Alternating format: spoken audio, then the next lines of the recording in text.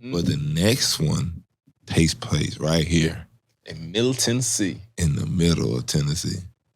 Brentwood, the way down. To be exact, the way down. Now. Most of y'all that have seen this, which I know a lot of our roommates that's in Nashville have, y'all don't even know it as the way down. Sure don't. Y'all know it around here as the Brentwood dock. The Brentwood dock. The Nashville dock. Y'all seen that dock? Hey, you seen the lady with the puffy hair with the nest on her head? Exactly. Hey, go watch that joint. Bro, because that title is long. That is a horrible title. It is a horrible. That captures no eyes. Everybody, because people ask me, yo, what's the doc? I said, but I don't know what the doc is called. I don't know what it all. Bro, I just, even that, I'm telling that, I was like, hey, it's this documentary I just watching. And it was, and she was like, what it's called? Man, the Brentwood doc. It was like they was in Brentwood, bro. And they was just, I was like, I couldn't. What you think of? What you think of? Off top. First, I'll start. It was like, how? Okay, I know how. I know it. No, I'm saying when they're like the first two episodes. I'm gonna say how. I'm like, but y'all, okay. Who the fuck is going because I've passed by that joint. Who the fuck going to church because they want to lose weight? That's crazy to me. But then I started seeing how she was preaching the shit. Yeah. And marketing the shit. Yeah. I was like, oh, that's how people going. Oh, so she's saying that you got to be goddamn The Rock to go to heaven in this bitch. Motherfucker got to look like Kim. I feel like that was like later on, like in the beginning. Here's the thing. When I was watching this joint, that little book, like, bro, I've seen her stuff. What you mean, like in the stores? The way down? At the churches that I was going to back in the day, for real. About it. Bro, they did the title right. What? They did the title right. What you mean? Her book is called The Way Down.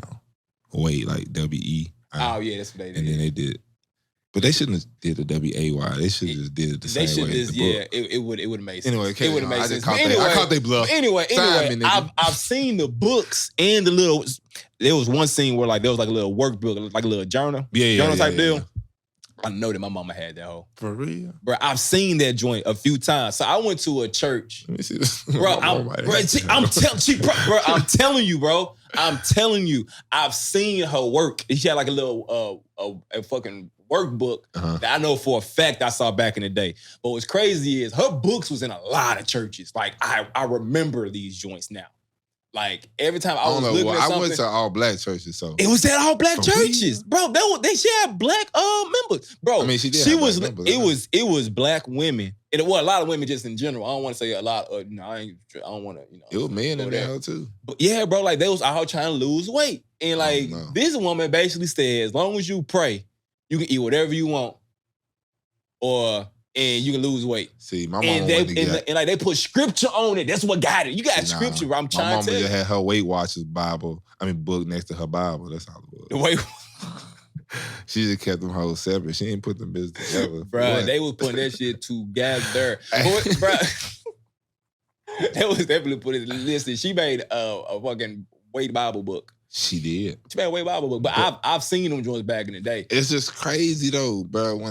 That's how it all started. Like when she got to her peak, that's how this shit started. Yeah, when she got to her peak, the peak, that's when they started to turn into the cult.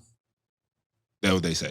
That's what they say. That's what the way down told us. Yeah. That's when they, her church started getting quote unquote cultish, like telling people you had to do X, Y, Z. Live a certain way. You gotta live a certain way. You can only get to heaven if you eat like this. Exactly. Weigh this much. If you ain't losing weight, then you going to hell. Which, to be honest with you, I don't necessarily see how, people thought that was the cult based on what she was saying, where like other churches do the same thing.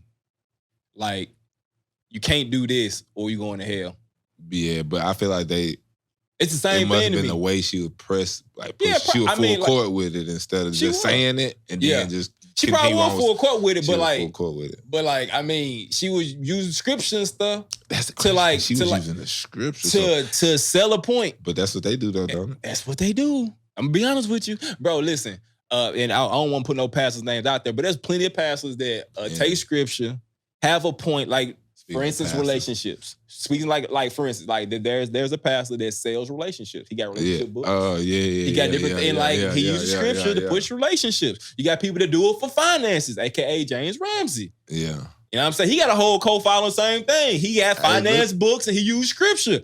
She just say, okay, what's well, our boy wait, name we were talking about that one time? Creflo? Nah. We were talking about him saying that.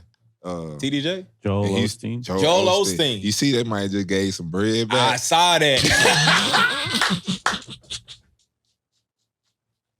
I saw that.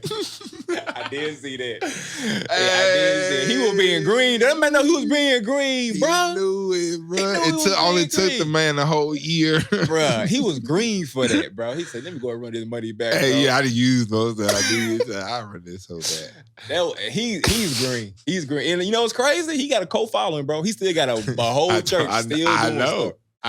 Hey. That's when I come to question.